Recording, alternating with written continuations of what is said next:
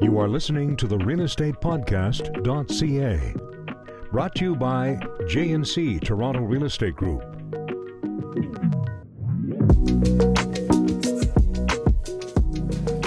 Well, hello, everybody, and welcome back to the realestatepodcast.ca. John and Cheryl here with the jandc Toronto Real Estate Group, along with our friend and colleague, Nicole Norton. I like the way you did that. That's nice. Hi, ladies. Yeah, because we have some news. You know, for those of you that have stuck with us for the first 12 podcasts. That's a lot of podcasts. Nicole is spreading her wings. Going out on her own. All by myself. All by myself. Completely unrelated, today's topic is leasing. However, I want to say all by yourself, but we will still be working together as colleagues. Yes, So. absolutely. we will. And Yeah. friends. Of course. Aw, Yeah, we're absolutely. friends. Yeah, well, I did until just like 3 seconds ago, so. Yeah. So, From the not friend column to the friend column. Well, we wanted to have Nicole on. You've been such a big part of the podcast so far. And, you know, it's funny because it's been a little while since our last podcast. How long has it been? Don't ask. Okay. Yeah. Don't ask, don't tell. Because of that, I kind of want to share to our faithful listeners how the podcast started. It kind of goes like this. John's like, hey, I think we should do a podcast. Nicole's Cheryl. like, hey, that sounds like a great idea. Cheryl's like, We don't have enough time. exactly. I wrote that right there. And so I just want to say once again, Cheryl, you were right. On YouTube, on podcast, for everyone to see. Yeah. It does. Obviously, working a lot in the business as realtors, we're not part-timers. So sometimes time gets away from us. I have a lot of listings throughout the fall and then took a little time off, had a bit of a vacation, Cheryl and I. But now we're ready to hit the ground running in 2025. And it's going to be awesome. But hey, enough about us. Let's talk about you, our faithful listeners, and why we're covering this topic today. Today's episode is called Leasing 101. And I would like to interject something. Oh, yes. Before we get started. The views and opinions expressed in this program are those of the speakers and do not necessarily Oh, man, it was my last one and I screwed it up. The views and opinions expressed in this program are those of the speakers and do not necessarily reflect the views or positions of any entities that we represent. Well done. You're fired. You can never do I it know, again because you geez, screwed it up. gosh. Yeah, but good Oh, job. I like how she high fives. See, she just touched my hand. That's it. She didn't try to punch me through the wall. I don't try to punch you. I'm just a bit rough and tumble, Just so Cheryl. strong. So lots of our clients and listeners either own investment properties or they've explored buying them and they've asked us, how do we get a good tenant? That's one part of today's podcast. Also, some of our listeners may be tenants that need to rent or know someone who needs to rent a property. And for any of you listening who fits that description, this episode is for you. Cheryl. I just wanted to say that many people do believe, and you may have this in your notes, that you don't need a realtor to rent, whether you're do a have it in tenant my or notes. a landlord. Would you like me to stop then? No, please. Okay. Yeah. Many people who are trying to rent, whether they be tenants or landlords, believe they don't need a realtor. And you don't need a realtor. Don't need of course. You don't need one. However, it's very popular in Toronto specifically. I'm not even sure that it's popular in other major cities in Canada. Yeah. To use a realtor while renting. And it's easy for the landlord because the realtor almost creates another level of checking references and making sure it's a good fit. Also, the MLS goes out to a lot more people, so you'll have many more tenants looking. And so it's become, I would say, over the last 5-7 years, very popular for tenants and landlords to use realtors to help them find a perfect place to rent. Especially getting it on the MLS. A lot of people like to use realtor.ca. Yes. Yeah. And that's how you get your lease on realtor.ca. For sure. Use a realtor. We're going to cover that when we get to some of the features and benefits of working with a realtor, what some of the services are as we go through. So that's going to be part one. Okay. We're going to break it into two parts. Sorry Firstly, for jumping ahead. Hey, that's no problem. We like That's what when we you do. jump ahead. We like to ad lib. It's never totally. Also, we don't know his notes. No. No notes. If you're wondering how the whole podcast thing goes, I go and I make the notes and I get the ladies to show up because one of the agreements was if we're going to do a podcast, John's going to be pretty much doing all the work. And Yeah, because we were like, we don't have just time. show up. Exactly. And you're like, how about you just show up? We're like, cool. Okay, yeah. and hey, it's been working, I think, anyway. Usually we get a coffee for showing up. I know. I feel really But bad not that we don't have today. a coffee right now. I've already had two, so Okay. and Well, I it's don't all need about the you. extra It's energy because it's all about John. All right, so we're going to break it into two parts. Firstly, we're going to discuss the risks and benefits of being a landlord. We want to share from our experience as landlords and representing them how to minimize risk when qualifying tenants. We also want to cover what services we offer our landlord clients and what the benefits are when using a Real to list your property. So you did jump ahead there, Cheryl, but I that's love okay. this We're gonna get topic. there. It's such an information-rich So. topic for It the is. people. For the people, for the landlords and for the tenants. Yeah. And you know what? I think for maybe some of the realtors out there as well, because we do know we get a lot of realtors listening to us, especially some new ones that might just want to know maybe how it is that we do what we do, and maybe we can give them some guidance and advice. So. Yeah, you're right. Most realtors want to talk about buying and selling. Yeah. Not many will dig deep on leasing, which is I'm gonna incredibly important. Cover that a little bit later too. God. I know we're covering I everything. wrote it. Are we going to have enough time? I know. But secondly, we're also going to share with our tenant listeners ways to help you get accepted in a very competitive market, if it is a competitive market, especially having represented many tenants. Many tenants Is it? in the It's past. even when it's not a competitive market with leasing, it's sort of a competitive market. Oh, it is. Yeah. There's very discerning landlords out there because of... For good reason. Yes, Yeah. and we're going to talk about some horror stories. That'll be interesting. I think a lot of people will be interested in seeing exactly what it is. Yeah, tenants don't What often to know their avoid. rights. Landlords don't sometimes know their rights. Landlords overstep boundaries a lot, and tenants don't know what they can do. And then there's tenants that take advantage of that as well. Totally. Yeah. Okay. Part 1. Working with landlords. Nicole, Yes. let's start with you. Sure. Like Cheryl and I, Yes. you are a landlord. Yes. Oh, you are. Many And times. over the years, you've owned investment properties. What do you look for when you have tenants looking to rent your property? Where do you begin? I know this is because as both the realtor and the landlord in the transaction, it's a completely different thing. A good fit, Yeah. depending on what it is that you. Would you say that first and foremost, you really want to try to qualify your tenant? I really want to qualify the tenant. What I found, there's so much information that's required to apply for a lease. And as is the standard. Normally. Right? I don't know if we're going to cover that later in the notes, and I shouldn't Yeah, of talk course we are, about but that's that. cool. No, this is great. This is free flowing. We need the Equifax credit report with score. We need a proof of income, which is a job letter and pay stubs. We need driver's license, some form of ID. Even just that. And then there's some supplemental forms. There's an application before we even do the formal application. 90% of people, when you give them that list, they do not send you that back. I always say the process of the application, part of it is just getting the application together. If I have someone that I say that to once and they send me all of those documents just the like I best. said them to you, Yeah. like this person is switched on. They're This on. person is someone I want taking care of my house. This Exactly. person, this is the Right. Equifax credit report with score. Because the way you do anything Is the way you do everything. It passes the sniff test, right? Yeah, right. it's the first It impression. shows what kind of person you are, Totally. for sure. References as well. You forgot that one. Yeah. References, yeah. Oh yeah, that's great. That's a great one. So paperwork package. I think I wrote paperwork package about 10 times when I was making the notes. It's really very important that And it can change. It can change. What do you mean, Cheryl?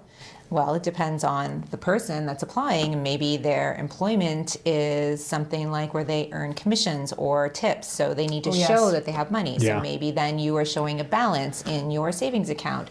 Or maybe you have stocks that you can show a balance, that you have something else otherwise, or passive income coming in. Maybe you have a cosigner, so then you need the cosigner's information. Yeah. Or maybe you are here on a visa, so then we need to confirm that you're Yeah. here legally and that man. you have. Exactly. It just depends There's so on the much. actual person.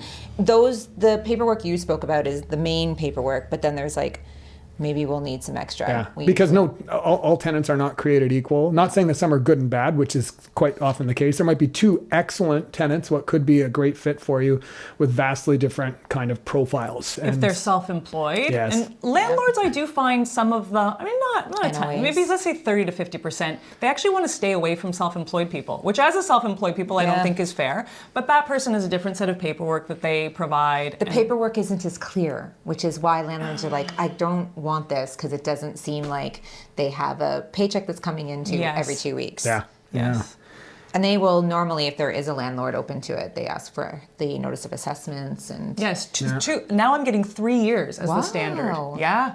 Yeah, so to really make sure, someone doesn't, have a lark of a business or whatever it is, they want to see stability in that income. Right. Plus, they want to see in their bank accounts to see operating income, which, I mean, it is what it is, right? Yeah. You're the landlord. It's your You get to choose. Yeah. house. I'm going to guess that you will get to this later on, but what happens if you don't look good on paper? Because I was just going to say how sometimes a landlord and tenant meeting and, being able to use getting their to radar. that later on, Cheryl. I will, yeah. But make a little note to make sure that I get to that. Because it's still a people-to-people business, so sometimes you got to put people together. Exactly. And that's Leslie. So paperwork package, but what else do we look for? I like to meet a potential tenant because really follow your gut. Talk to them about their job, talk to them about you're going to get a great idea from talking to them, even just observing if it's a couple, how they're interacting with each other. Get to know them. Do they hate each other? Are they about to break up, and then one person's going to be stuck there trying to cover the entire rent? Yes. You'll see the red flags for the most part. And also that's another one with couples, like ask them questions. How long have they lived together? Have they lived together before? Because sometimes that's a risk. Like have a conversation, not just an interview. Because in that conversation, you'll get to learn a lot about them, and it's relevant to whether or not if you're good at asking the questions. There's some landlords that just aren't, that don't want to be bothered with it. Maybe they need a realtor. Exactly. That's a really good segue, I think, because there are benefits of using a realtor as a landlord and as a tenant. Yes. But let's start with the landlord. First of all, I think that MLS exposure is one of the biggest benefits. Yeah.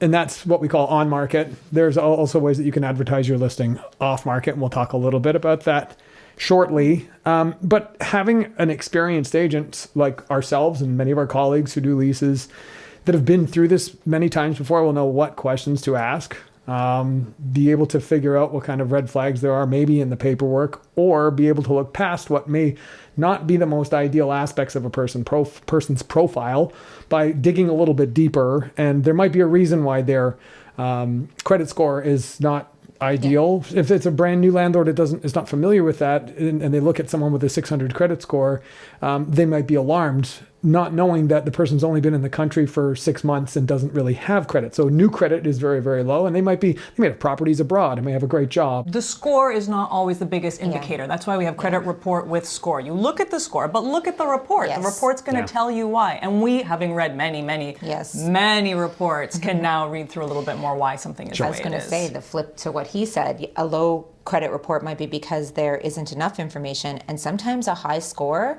doesn't mean they're good. Yeah, nothing is as crystal clear as it seems. No, ever. And what you were trying to say, I think the benefits of using a realtor on either side is that you dig deeper. You don't just take it for what it is. You don't just look at the document. Like, you have to ask questions. You have to do some sleuthing on the internet. Mm-hmm. Yeah, and good realtors would do that, and experienced realtors would do that. I do want to cover the fact that in many cases, especially when we're talking about tenant representation, which we'll get to, it may sometimes be newer agents that are doing that. They might not have the experience. You'd want to, as a tenant and or as a landlord, just make sure that if the agents, I guess, are newer, that they are at a good brokerage, have good mentorship, that good support, so that they'll be able to act in your best interests and uphold their fiduciary duties. And don't put the douchey in fiduciary Did you duties. even catch the way he said fiduciary duties? I knew the joke was coming. Thank you. And you know what? There are also some platforms that realtors, landlords, and tenants can use, such as Single Key. If you go online, it's an interesting platform where you can put in all of your information. You do pay a fee, but it gathers, it does credit checks. And so I know that some landlords, some property management companies, there's even a portal for tenants. If you want to get all of your information together on Single Key, they'll assist with that. And so for some similar things that agents will do. Have you ever used Single Key? I have a realtor right now that I might be applying for a unit, and the realtor is using it. Yeah, no, that's a lot of realtors do. Yeah. I think it's mostly landlord representation that has the monthly or whatever subscription. Right, yeah. And so that's something that you may want to look into if you're thinking about becoming a landlord, or if you're a realtor, you want to do some research, because there are some, I think, great features and benefits with some of these platforms, and that might help to streamline the process and save you some time as an agent or as a landlord. You're speaking, though, based on us not having used Single Key before. So we can't speak to our experience. We can just speak to what we have learned from other agents, being online, looking at the reviews, things like that, their services. Just because I'm in it right now, I opened it up and it's like, before you apply, look at this. I've got to fill out 3 extra forms. I've got to run another credit check. I've got to do this. I told dear client, do you want to do this? We've got all these places to apply for. We have everything together for every place except this one, which is going to take us an extra 2 days, extra money, extra. And she's like, I don't think so. So it might be they a can't lease the deterrent. So it was a detriment. Interesting. Yeah. That's a very interesting piece there. Yeah. Yeah, because I'm sure you'll get to this as well. Leasing is about 3 times the amount of paperwork than purchasing or selling. Well, there's a lot of agents that just don't do it. That was going to be near the end of my presentation and our topics for the podcast today. But there are agents that don't do leases. So Right. Just because it's a lot of work. A lot of work. It is a lot of paperwork. So other things that you want to potentially look at is what their income ratio is to what they're going to be paying for rent. And in Toronto, you got to take that with a grain of salt because 50-50 is not uncommon, where it should be 60-40, some 30-70. Don't say should, because I think wherever we learned that it became sort of the norm to be accepted, that 70-30 is, I think, like, I don't know, some article Based was on the written. Bank of Canada recommendation. Okay. Yes. 30% of your earnings go towards your rent or mortgage. That's 70-30 rent to income ratio. And then we drag it up to like, 60-40. And then people apply and they're like 50-50. And we're like, how does this work? Well, rents are expensive. I know. Yeah. Can I do a little aside here No. in our notes just with regards to the rental market Yes. in Canada? And it's a little different, obviously, in Toronto, but new report from rentals.ca and Urban Nation, which is a great organization. So the average rent in Canada was down 1.6 year over year in November. So it's, I guess, a pleasant surprise. In Canada, but it's actually slightly down in some major markets. I feel like it's down in Toronto. A little bit in our market, yeah. The average national rent was $2,139, marking a 15-month low. I know. This is the second consecutive monthly dip after over 3 years of increases. Despite the dip, the average rental prices on a national scale, they're still up 6.7% higher than in 2022 and 18.8% higher than in 2021. So 20% more almost in just 4 years. And that's according to the Globe and Mail. Well, hopefully that, would you call this like a correction, a stabilization, it coming down a little bit? Yeah. Because that plus 18% is ridiculous. Yeah. I have trouble with national statistics in Canada. I mean, Vancouver versus Fredericton, New Brunswick versus, it's so different. Yeah. The markets are there and they're all doing different things and we're really just taking a mishy-mashy from the middle. And where are they getting the information? Because as we said in the beginning, not everyone uses realtors. That's right. Yeah. That They is a must very have good their sources of information, but this is just casting a wide net and looking at the big picture, not going deep into any one of the sort of major markets specifically. But we're kind of feeling this. Overall, Yes, we are. regardless, Yeah. yes. Okay, so that's some of the qualifying. We'll probably get back to even more ways to qualify tenants. So the benefits of using a realtor, we talked about the experience. Let's talk about the cost. And everything is negotiable in real estate. There is nothing that is, we call standard, and that goes for compensation for buying and selling. We know what is kind of the norm, what we see in different markets. And what we see is the norm in the rental market here in Toronto is the cost to rent your property out is, Cheryl? For a landlord. Yes, with a realtor. Yes. Typically. 1 month rent plus HST, and similar to when there's purchasing, half of that amount goes to the tenant's representation and their brokerage, and then half goes to the listing brokerage and obviously the listing agent. And then the services that are included with that vary. Yeah, You that's get the a thing. piece of their soul. Well, there's a lot of Much. Yeah. So it's free. So to go back to that, it's free in the sense that tenants don't pay anything out of pocket for that. The landlord handles the payment of the realtors. Yeah. And then the services offered obviously are different for tenant and landlord, but the landlord services in particular vary more than I think the tenant services. And I'll tell you why. You're not going to get usually staging because there's a lot of our landlord clients said, are you going to stage? It's like, well, no, because staging may cost $3,000 or more. I'm going to make $1,000. Yeah. Exactly. Or less, right? So after everything. don't So no, we don't. Not a good business plan. No, it's not. But because I have the experience doing professional photography and videography and things like that, we include that.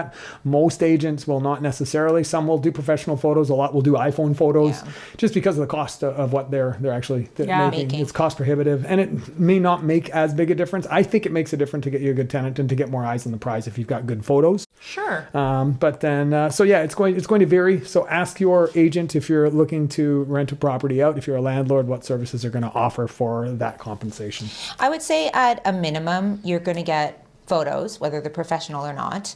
But for real, right? Yeah, yeah. Like you're going to use Everyone's photos got on an the iPhone. MLS. Obviously, they're going to list it on the MLS, so all the paperwork and work that goes into it with that. And then some will just take in offers and send them to their landlord for the landlord to do the due diligence. Yes. However, some will take in that paperwork, do some due diligence before, and then guide and advise their landlord accordingly, and then maybe do reference checks and, you know, make sure that the landlord and tenant get connected if there's going to be a meeting or anything like that. So taking it all these extra steps. They're going to provide you a system for booking, like on Broker Oh, Bay, yes, although yes, yes, maybe yes. not everybody has Broker. But majority of brokerages do use Yes. Broker Bay, so they'll be exactly. So if you're listing it on your own, and I actually made this an on-market, off-market note. Off-market, landlord, say, puts it on Facebook Marketplace or Kijiji or Craigslist, then they're handling all the calls. Then they're having to book times to take those people through, where with a representation, a realtor's probably going to have a brokerage with a system where realtors book through the system and they can just go access Tenants via are lockbox. notified. Yeah, No one has exactly. to- And I can tell you, as landlord representatives, there's a lot of unrepresented people that come to us calling the listing agent. So then we have to kind of facilitate a lot of the showings. But if the landlord does not facilitate Exactly. any of that. Exactly. One thing that we do want to recommend to any landlord out there is we highly recommend having a meeting either via Zoom, FaceTime, or in real life, IRL. With your potential tenant, because there is something to be said about being able to look someone right in the eye, be able to get a good vibe As Nicole from mentioned.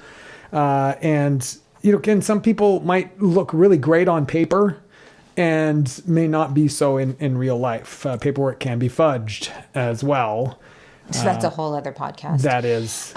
Your recommendation, I would say, is whether or not a landlord is using a realtor. So you Whether or not, yes, exactly. Yeah, like if you're using a realtor, we are going to guide and advise our clients. Like, do you want to consider meeting this person before making a decision? Make sure that there's no red flags, that you get along with them, because good fit is important. But also, if you're doing this on your own and you're getting people through, like, make sure you're having that conversation with them, like you said. Yeah. Not necessarily an interview, so they get a feel for who they are. Even if they're a great person, even if they're a great tenant, they might not be a great fit for the space. Where I am Yeah. now, I live in a house, I have a Yes. tenant below me, I have a kid upstairs. Shared. Like, how do you feel about a kid running around like a rhinoceros between 3 and He's 6 a little p.m. rhinoceros, Yeah. but he's allowed in, half right? of the week, right? Like, Yeah. That's true. You're true. That's very good. Like, it might be the perfect person. They're like, actually, I sleep in the day, so that's not going to work for me. that's right. I have Yeah. a very important, I work for NASA from home, and if there's any noise in the house, the spaceships will crash. Like, you should not live here. Yeah, It was dramatic, I know. I don't know, for tenants, gone are the days when they think, oh, I just apply and I get the good. Yeah. It's not like that anymore. It's not like that we're- anymore. And why isn't it like that anymore? Well, in about 5 minutes' time, we're going to talk about a few horror Okay, stories. I'd like to talk about it too. Because do you have a few horror stories? Oh, actually, you know what? Here's what I have to say. I really do not. I really think that I don't even want to say it's been being lucky. It's just really talking to tenants, really getting to know them, really going through all the paperwork. Also, the type of rentals. I mean, there's a big difference when you're renting a basement apartment versus when you have a more executive rental. Yeah. Make sure you have an executive going in there, but also they can afford it. So we've been very lucky to have all really pretty great tenants. Like, You've done your work to mitigate risk, though. Like, Yeah. Yes. Being a realtor and understanding it all, like, you have done what you can to make sure that that happens less. the Yeah. tenants we've had that have not been good have been for a very inexpensive property. It's very inexpensive rent. Yeah. You're just naturally going to have people that are A different type of Yeah. tenant. Yes. Can we take maybe 2 minutes here and cover some questions that we would recommend that landlords ask potential tenants? Or that their realtor Or that their asked realtor their does? potential tenant's realtor. Yeah. Well, there's one thing, the realtor will obviously speak to the tenant's agent Yep. and Yep. try to get information, but it's usually the introduction to have a meeting beforehand, whether or not the landlord wants to take that person on as a tenant.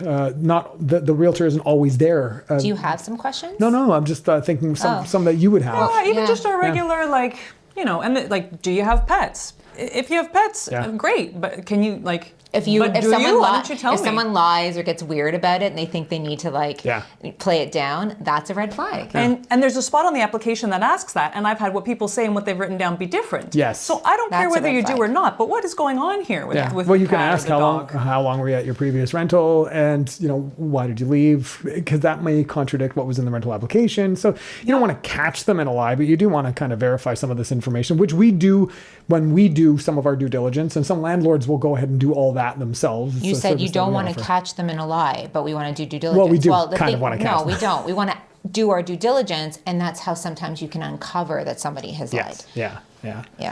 Asking them about being in Toronto. You know what I mean? How long have you lived in Toronto? How long do you like it? Yeah. Right? It's actually kind of the same questions for like a Tinder date or something. Yeah. Totally. How do you spend a lot of time at home? One of our clients, she interviews very thoroughly every single time we rented out her house for her. And that's something that she asks. She'll say, what do you enjoy doing at home? Do you go out a lot? And you do get, because we've been a part of all the interviews, you do get really honest, immediate responses, and you can tell what kind of person they are from the way that they respond. A question like that might be very important if you're including all utilities, for example. Do you work from home? Yeah. If you're including utilities, Yeah. important because your utility bill is going to be higher. Yeah. So there are a bunch of questions that you could ask. Start the dialogue and kind of take it from there, depending on what your potential tenant says and answers, how they answer the questions. And couples, and even if it's not to approve or deny, how long have you been also some of these questions you don't want to overstep sometimes. You got to feel out how chatty they are, how much they want to talk. But with a couple, are they planning on having a baby next year? And you can ascertain that they may only be here for a year. Yeah. And that's kind of ideal for me. I wanted to do some work to the unit after versus someone that, it feels like they're going to be here for a long time. Maybe that's ideal for you. Yeah, you can ask them specifically, like, what's your plans? Yeah, You plan to stay here for a long time. And even though that might not end up being, what happens, because people's lives change, you'll get a sense of what direction they're heading in. Yeah. So these are all good questions. That was a good one. Thanks, ladies. That was a good one. Thanks, That was a John. good one, sure. Thanks, Nicole. Thanks, John. Thanks, Cheryl. Thanks, Nicole. Let's Canadian. Exactly. Sorry. Let's talk about attracting the right tenants. There's obviously having the property in good condition, I think, is important, but not all landlords do that. I remember earlier in our career, we were taking some tenant clients out to see a variety of different properties, and some of them were just in terrible condition because they had been tenanted for the last 15 years and they've gone through tenant after tenant after tenant who can be very rough on, not all tenants treat the property as they would treat if they owned it. And some are in terrible repair. And so a lot of our tenant clients are like, because landlords are just like, whatever, I'm just going to tenant it again. Why would I spend the time and money to make it better? Right. I remember one realtor telling us in our early days, it wasn't really to us, it was just telling a story that he had recommended to a landlord client that they do fix up the bathroom because they will attract a better tenant that way. Somebody who they are looking for may not be okay with like burn marks on the sink and holes in the wall, multiple, Well, what it was just the vanity. I remember. Yeah. But he's like, just change the vanity because you will get different people who are willing to overlook that than versus somebody who wants something that's in more pristine condition. And sometimes people will wait until they get a certain type of tenant, a more ideal tenant profile. And sometimes you might have to wait a long time, which brings me to my next point of pricing your property. Obviously, it's not obvious, but we will do a comparative market analysis to see what other similar properties have rented for recently. And, if there are very similar properties in condition, area, size, all that, then we can glean what market rent should be. Yep. Now, if you want to try to go on the higher end or the upper range of that, then you may not get as many showings, especially if there is a little bit more inventory on the market. So you may have a lesser pool of tenants to choose from. So sometimes pricing a little bit on the lower side will give you more choice. It's important for us as realtors to learn what the most important thing is for the landlord. Is it that it gets rented quickly? Is it that you have choice of tenant? Is it that you get the most amount of money? And not all things will be true, and we can guide and advise the landlord dependent on what that comparative market analysis looks like and what perceived market rent, even the temperature of the market at that time is doing. It's similar to selling a home as well in that regard. Absolutely. In also that we will see, asking rent was $2,000. It rented for $2,200, or it rented for $18,000. Asking is just asking. Yeah. Yeah, we look List at price. Let's not call it asking. It's list price. List price. Because in renting, sometimes you are asking. You don't necessarily underprice, although we've seen that sometimes happen, which is crazy. Let's not even get into Let's it. not It's even- happened yeah. so rarely God. that it's not worth talking about. But when it's it does always happen, our mind is surprising. like- I actually haven't seen that. It's Oh, so we've seen it Like a couple holding times. offers? Yes. Yeah. It's ridiculous. in- we were like, are you kidding with us? Yeah, exactly. The first time we saw it anyways, because we've seen it maybe like 3 or 4 times. Yeah, and then that's where they let all the people come on the one day, do all the interview, and whoever's going to give them the most amount of money, potentially, and they think is the best fit. There was no interviews with the first one we did. Well, there was one of them. They had an that, open house. Yeah. Anyway. Anyways. I refer to leasing as the underworld of real estate because of stuff like this. You'll see this stuff, you're like, what are these people thinking? And poor tenants in Toronto, Yes. God bless them, Yes. are just trying to find an Yeah. acceptable place to live at a normal price. Yeah. Exactly. So I feel for the tenants, but you know what? I also feel for the landlords as well. Yes. because, Well, yes. tenants have a lot of rights, and I think it's great, but I'm not sure. There has to be kind of a balance, and we'll touch on that. Yeah, we can shortly. tell. If we want to talk about bad tenants, I know you probably have Yeah, we stories do. there. Yeah. I have a family member, Oh gosh, yes. but we won't talk about that. Okay. John has a list. And plus, there's been so much in the news as well that we can talk about Yep, and we will. what could Yeah, happen. yeah. Let's talk about raising the rent. Okay. Raising the rent. Raise the rent. I know, It's I not- wanted to do that. raise This the rent. year, 2.5% is Right. the allowance. If your condo or your home was not built before November 2018. That's correct. So if your property was not lived in or is brand new as of 2018 November, you can raise your rent amount by any reasonable amount that is supported by current rental market rates. Meaning that, If you are not rent controlled. if you're not rent controlled, so and that's what it's called, non-rent non-rent controlled controlled. buildings in Toronto, where the stipulations are that it was built November 2018. That doesn't mean that you can raise your rent on your tenant after their first year term is up by like 100%. You can't double it just to try to get them out. It has to be supported. Some people will do it. Try. They try. Okay, go ahead and have. So the word reasonable is in, I think, the rule. And I think that that's what you're trying to get at, that, doubling a rent isn't reasonable. But we have definitely seen and spoken to tenants where their landlord has tried to raise the rent an enormous amount of money, and then they give their notice and leave because Yeah. they're like, no, I'm not going to pay that. Yeah. I think that the reasonable part, though, is that, say, and some of that's subjective, reasonable, right? It is. It is.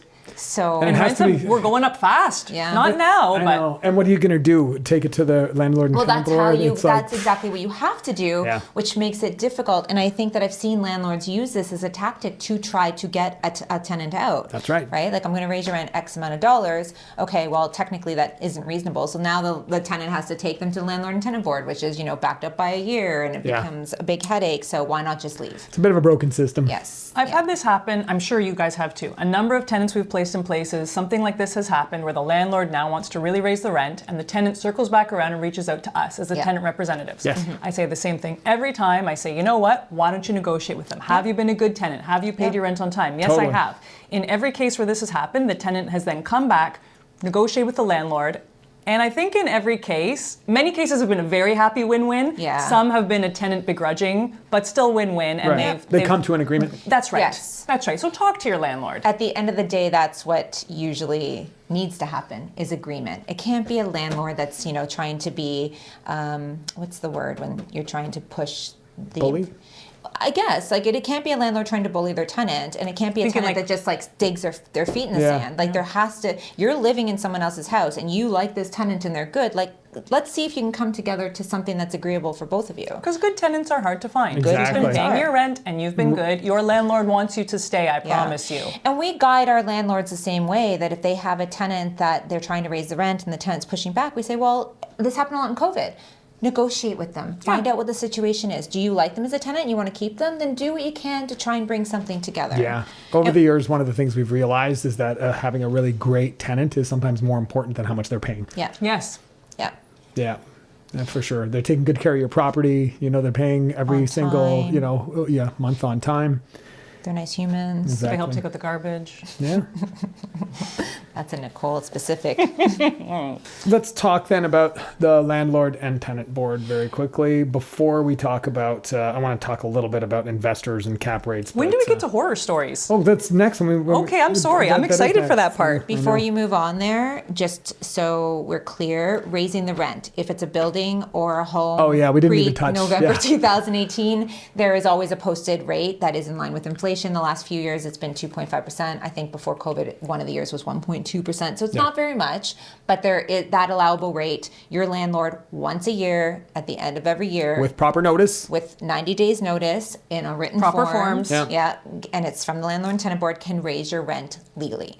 And then anything November 2018 onward, the process is the same of the proper forms, the 90 days notice, all that, but then it's a little bit more wishy-washy. There's no rent control. Yeah, They it's can raise rent-controlled it and non-rent considerably controlled. higher than that posted Yes. rate. Let's put it that way. And people need to also, this is another thing that if you have a realtor, they'll help guide and advise a tenant going into a property. Hey, FYI, this isn't rent controlled, so just know your landlord can do X, Y, and Z, and this is how we would deal with it. But please contact us at the end of the Sure. year if they try. Yes. Right? Sure. Let's talk about the landlord and tenant board, because if there ever is any, issues that the tenant has with the landlord going against the Residential Tenancies Act, then your first line is you can contact the landlord and tenant board to get information, to get guidance. And if you're a landlord and there are things like damaged property, non-payment of rent, you have to go through the landlord and tenant board to either try to get the problems rectified, be it collecting back rent, be it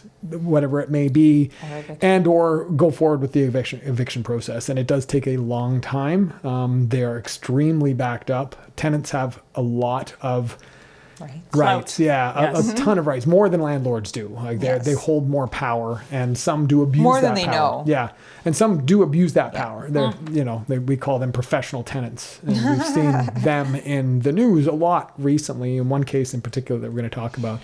So we don't want to scare anyone away from being a landlord, but You just have to be knowledgeable that these things can there is happen. risk with anything. And also why you try to mitigate the risks and everything we've talked about previously. Yeah. So we're seeing a lot of investors actually get out of the market. There's not as many investors buying pre-construction.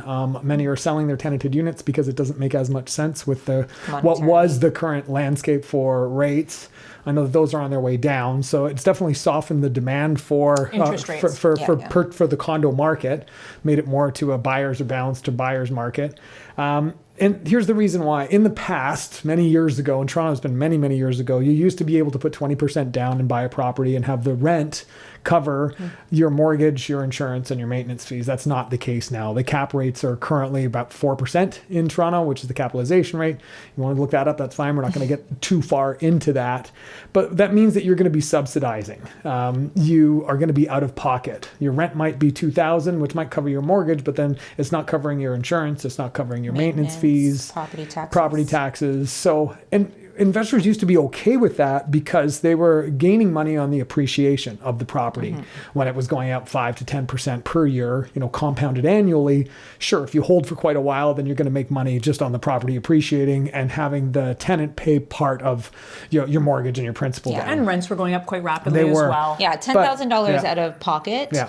In the big scheme of things, you may have earned well more than $10,000 on that overall purchase. Now, in order to break even, you're now having to put like 30% or more down, and so it just doesn't make sense for a lot of investors. A lot nowadays. of small landlord investors. So I just wanted to touch on that. However, for some people, if they're sitting on some capital and they want to maybe put a little bit more than that 20% down, or kind of breaking even, hold on to a smaller property, and use that as an investment vehicle. We do help investors, so feel free to contact us. Also, I think it depends on who the investor is too. We have a lot of our clients who are holding on to properties to give to their children when their children come of age. They have small children. They bought a condo that they're renting out now, but the end goal is to have a place for their child to go to. Yeah. Are you ready for horror stories, ladies? I forgot. I've been waiting. I see it on my paper, and Okay, and here we are.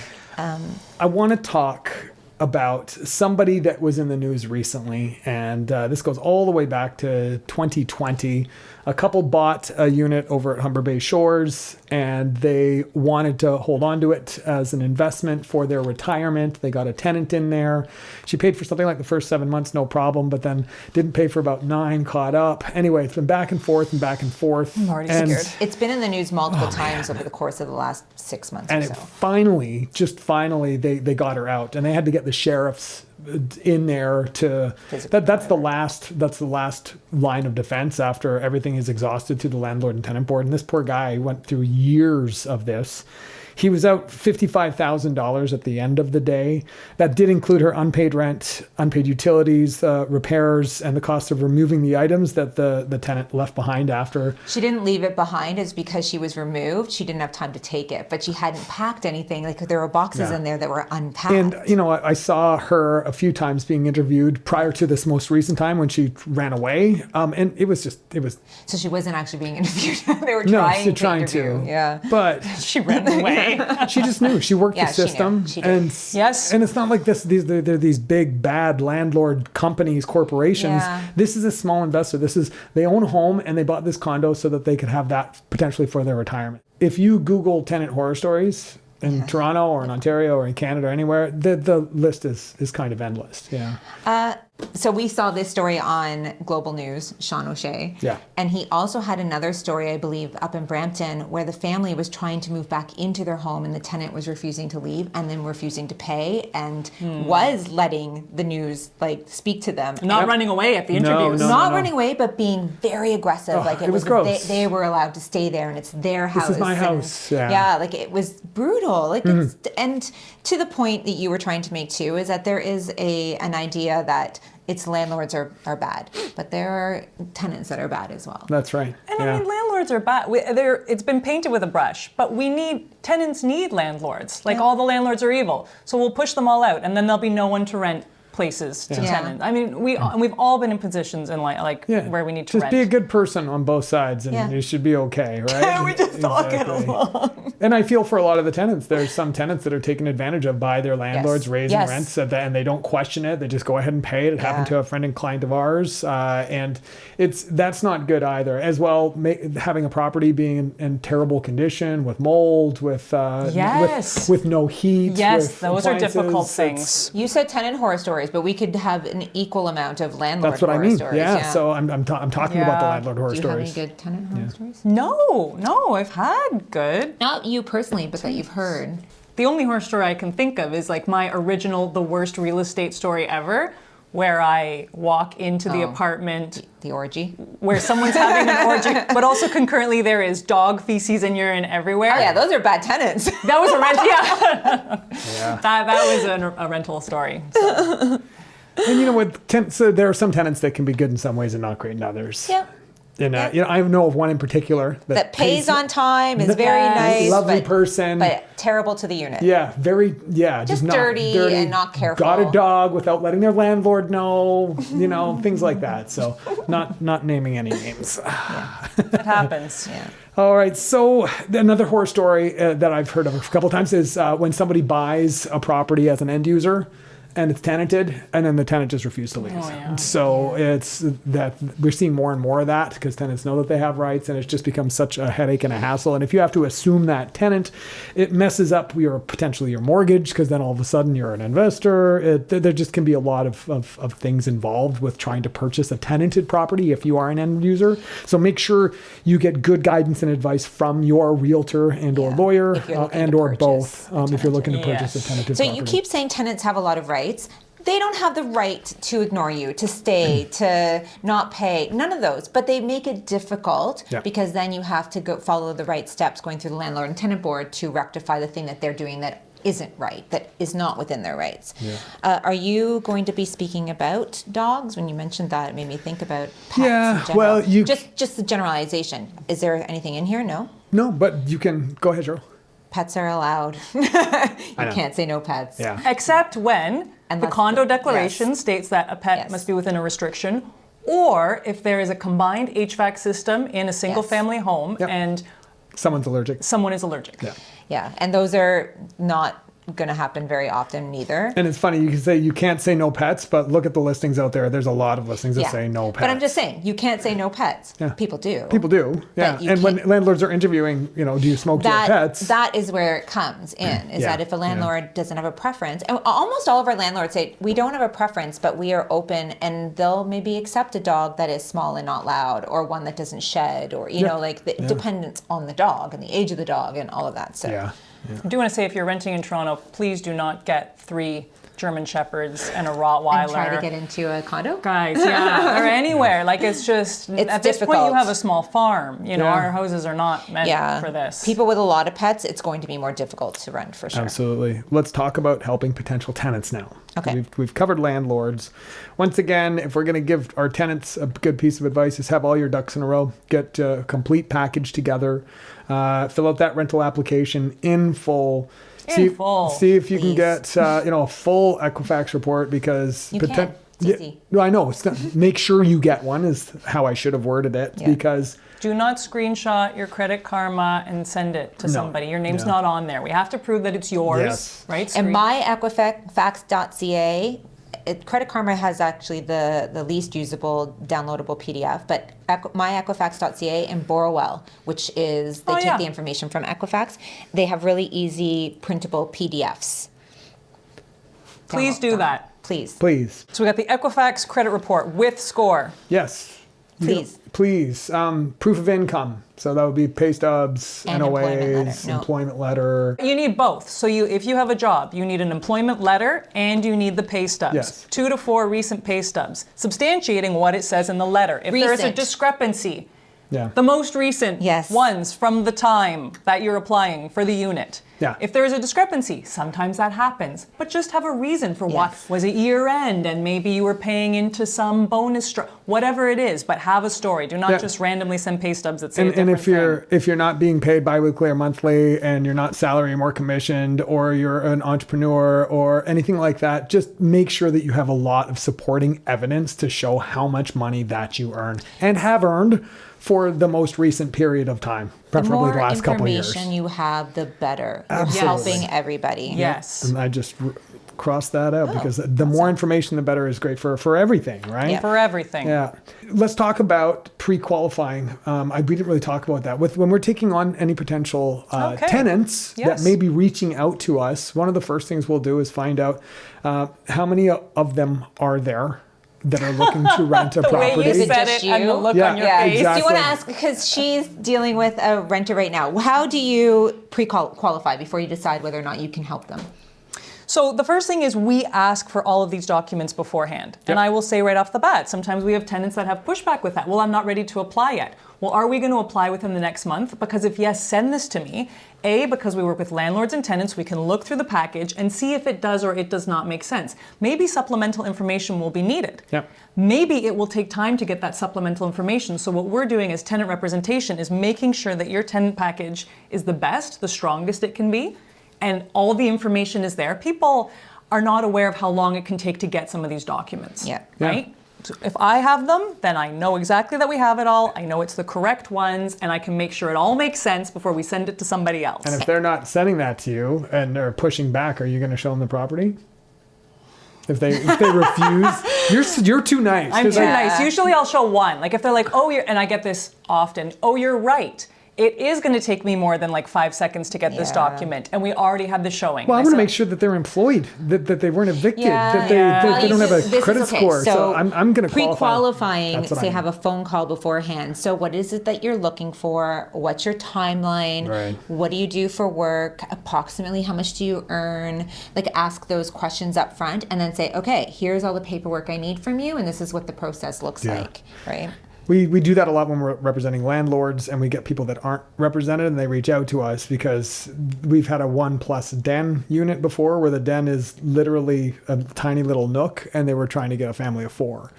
into the property. So it's sometimes yes. it's Yeah. sometimes I remember. difficult to do that, and you feel for the tenants, but it's up to the landlord at the end of the day. If they say, I don't want to have 4 people, and sometimes condos won't even allow That's right. number of occupants to exceed a certain number depending on how many bedrooms there bedroom, are. yes. So things like that. I think it's very important that the potential tenants are coming to us, whether or not we have the listing or not, that we do try to pre-qualify them. Yeah. Yes. And you know what? If their credit is terrible, or if they don't necessarily have a lot of steady income, and we don't know if we're going to be able to represent them, or it's going to be much too difficult, then we will sometimes give them a lot of information as to how they can help themselves off market. Yes. We all will, say if a tenant comes to us and say, I'm looking to rent and want to move in a month, I don't have a job right now. And we say, working with a realtor, you're going to pretty much be turned down everywhere, if you don't have a job yet. But here are some things that you can do to help yourself if you don't get that job. If you do get that job, here's the steps and that we can help you with. Here are a bunch of websites that is more off-market landlord to tenant, because landlords will sometimes judge based on meeting you face to face, and you seem like a really good person who's on a good path to getting that job. And here is all the information you're probably going to need to provide to them. Here are the things that you can do to help yourself get a rental on your own. And when it comes down to it, we're still here to, if they ask you to sign something, let us take a look at it. We can tell you if it's in line with the Residential Tenancies Act. Or a scam. Yeah, don't send any money to anyone Yes. without seeing the place, without getting a key. We've had a tenant client get scammed, and it was heartbreaking to hear the story. Their first and last gone. Yeah, he called it. He emailed me immediately after sending the money and asked, and I said, no, that was a scam. That was a scam. Can you get it back? And then he called the cops within that hour, and the cops were like, sorry, buddy, it's gone. So just be very careful if you're a tenant and you're going to Facebook Marketplace and or Kijiji, Craigslist. If you're asked to send money before even seeing a property, or if they're showing a property and they ask for money before you get any keys, if it seems like it's not on the up and up, there's a good chance it's not. So if it looks too good to be true, it probably is. Oh yeah, absolutely. But we will guide and advise somebody who doesn't maybe meet the criteria of what we know landlords using realtors are using, to be able to help them. Because in the day, that's our job, right? To help people. And sometimes we do things for free, and sometimes we do things of the goodness of our heart. And so yes, I would like to take this opportunity. I've been thinking since the beginning that I would like to say that we make fun of leasing a lot of time because it is the underworld of the real estate industry. And we make jokes, but the point of fact is we still all do leasing because it is very important. It's important to us to help people find homes. Absolutely. We're really not making a ton of money on it. It's barely covering our costs. We're still doing it because it is important. And there are a lot of ways we can help, and we do want to help. And we're experts, right? Yeah. And so if we have that information, why not help people with it? Yes. Sometimes we're unable to help just because we don't have the bandwidth. There's only so many hours in the day. And if we are currently servicing a lot of buyer clients or have a number of listings and somebody comes to us and needs help as a tenant, we will usually be able to refer them to someone great. If we can't help you. We can. Yes, we will. And we will pass in. We have a lot of great colleagues that are happy to do leases that may not be as busy by choice. And or live in the area. Exactly. So if you are, in that scenario and you're looking for help, we always say. We'll always can find someone for Exactly. you. So please feel free to reach out to us. Even if your profile is not great for whatever reason, don't try to hide something. Right? No. If you've got bad credit and it's 600 because you consistently miss your Rogers payment, say it. Just say it, because there's people that have $100,000 in the bank, don't carry a lot of debt, but they miss every other month because they're stupid or lazy or whatever it might be. We're gonna cut that part out. Anyway, no, but you know what? Because they're not good with finances. They're not organized. Yeah, John. I know, that's me. My credit score went up when I met Cheryl. Let's put it that way. But in particular, if you have tenant representation, tell your realtor, because if you send that over to them, we're going to help make the application more suitable. Yeah. Okay, you know what? You may have to pay a few more months up rent. Yes. Landlords cannot request that, but if a realtor looks at your tenant profile and sees this might be a bit tricky, you may want to volunteer that. Yes. We would recommend that maybe if you want to volunteer. Again, it's not required, but if you want to volunteer and it's going to help you secure the property, then why not? Why would you not do that? Realtors can guide and advise you on things you can do to strengthen your offer, and a lot of what you can do to strengthen your offer is not necessarily something that can be asked of you, but it is Yes. something that you can do in order to help strengthen. If you're comfortable with it, again, it's a win-win, right? You want the landlord and the tenant to come together for a win-win. They feel like they're protecting themselves. You got the place you wanted for the price that you wanted or whatnot, and Bob's your uncle. Bob is your We uncle. have somewhere to live. Yeah. I think that kind of covers most of it. Did you ladies have anything else you wanted to kind of add before we talk about our takeaways? No? No. No. Okay. Didn't you hear the sigh? I feel like each one of these we could have gone on so Yes. much more, but I'm not sure it's actually helpful. It's just it's a complete It's a- information We dump. could go Yeah. on and on and on and on, but we're not gonna. We're gonna keep it short-ish. If you have any questions, always feel free to reach out. We're more than happy to provide you with information. All of our clients, whether you're a buyer, a seller, an investor, a renter, whether it be a landlord or tenant, if you ever have questions Yeah. about anything real estate related, including the Residential Tenancies Act or what you can do Reach in out a to us. situation, Exactly. we are experts. We're here to help. We have the information. We are here to help. Yeah. So I think the takeaways, if we're gonna go through all the notes, you wanted to say something maybe? Well, I Nicole? just see your little, it's in your notes here, the did you know? I know, but we covered that though. This Yeah, is they know. interesting. I wanted to finish up with an interesting tidbit. Did you know not all realtors do leases? Some just will not facilitate it. They may refer that out to someone else, but I don't know, a lot of agents that don't. They concentrate mostly on buying and selling or working with investors, maybe not on the rental side. And not all cities and areas. And that's right. Yeah, that was the next thing. Yeah. Because you covered that as well earlier in Look at us getting ahead of the game. I'm just, and in some cases, like in British Columbia, That's right. this is not even, in New Brunswick, this is not a thing, they're not Yeah. allowed on the MLS, but we Yeah. have many places in Ontario. I was just speaking to my realtor friend in Petawawa. It's Ontario, they could be on there. She said, I've never even seen a lease, I've never done a lease, lease, yeah. it's just not part of the landscape there. Or there's certain places like, let's say, Peterborough or Prince Edward County, where some do it because they have the knowledge of the Toronto market doing it, but not everyone does it. So your chances of finding a rental may be lower using a realtor because there's a smaller percentage of landlords who use realtors to list their properties. It's an interesting one. Yeah, it's definitely different depending on where, price point, what, persons. Yeah, and just even here in Toronto, it's like every single transaction is different. Yeah. Every property, every tenant. There's no one size fits all for qualifying. And the best thing you can do is reach out to your agent. Another great thing you can do is get yourself familiar with the Residential Tenancies Act. Have a read through, do the Coles notes. It's available online, both for landlords to know their rights, for tenants to know their rights, for realtors to know that so that they can explain what the rights are, both to landlords and tenants. I think it's very important. And even just, that's quite an exhaustive document, It is. but just reading the Ontario Standard Lease, it has those pages in the back, the appendix, and there's a lot of good, more customer-facing, briefed information in that. Just reading that's going to give you a great Yes. idea. Plain English, right? Yes, it's I like a love- plain English version. I love it. I sometimes will send it to our tenant or landlord clients and say, have a read through. This Before is what you you're even find agreeing to. something, yeah. Can I say overarching, what you can do when using a realtor to represent you, whether you're a tenant or a landlord, is really you're having somebody who can assist you, help facilitate the entire process, who can guide and advise you and help protect your rights, who can remove a lot of the stress from the process. And I think at the end of the day, that is where we see it help more of our tenants and our landlord clients, is that it's such a stressful process and it can can be be. very overwhelming. Yep. And we help to make sure that that is less so for you. If you want someone to do the 423 pages of documentation and paperwork, we got you. Thank goodness we store all that on hard drives. I was going to now. say, Another thing I want to stress is that a good tenant may be worth more than money. That's a good, I think, takeaway. That you should interview tenants, most definitely, if you do have the chance as a landlord. Trying to attract the right tenant, it's going to be helpful if your property's in good condition.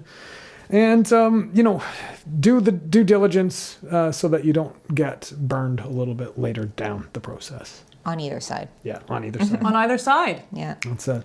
All right, so that brings us to an end of our Leasing 101. As always, we're going to do a little bit of support local. Typically what we do is we feature a specific business in Toronto, in our neighborhood, but I want to take a moment to shout out a very special organization that we work a lot with, and it's the Riverside BIA. Yes, we live in Leslieville, and we're the Scott McGilvery trusted agents in Leslieville. Riverside is just the next little neighborhood over.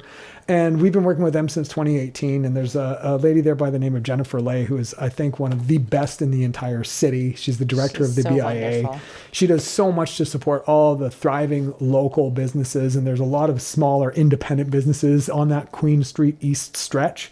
We're honored to be working again with her this year to do a little Good in the Hood series. We're shooting 5 videos for 5 businesses. Do you want to share with us the one that you did yesterday? I do. It's the Lemon Lily. Okay. And they're a really well-known operation that makes their own tea. I'm super into tea these days, doing dry January. Oh, You do how's the that dry going? January? With an asterisk. Oh, okay. Asterisks. But I am just drinking at like social functions on weekends, and so I am like pounding herbal tea. Oh, I thought you were saying I'm pounding on the weekend. Don't call me and ask me to do a lease. So check him out. His name is Jason. Okay. The Lemon Lily. They've got a huge selection, a massive following on Instagram. They do a lot of online stuff, but this is their only right now in-person bricks and mortar cafe, and lovely little spot on Queen Street East. So go and check them out. So thank you to the Lemon Lily and future businesses I'll be shooting later this week, but mostly thank you to Jennifer Lay of the Riverside BIA. You're doing some great work out there. And that brings us to an end. As always, you can find out more about us, including all of our previous podcasts, at therealestatepodcast.ca. If you go to all of our socials, it's at JNC Toronto Group. That will be Instagram, Facebook, and YouTube. If you want to enjoy our podcast to its fullest extent, then go to YouTube so you can see our stupid and funny faces. All right. Thanks again, Nicole. I'm sure we'll have you back on the podcast again for a future episode. That would be fun. As a guest. Yeah, as our guest speaker in charge of leases. No, just kidding. I know. It's Okay, but it's true. we look forward to bringing many more of these to you this year. We'll see how that goes. All right. Bye, everyone. Bye. You have been listening to therealestatepodcast.ca. Visit our website for more episodes and follow us on Instagram, Facebook, and YouTube at JNC Toronto Group.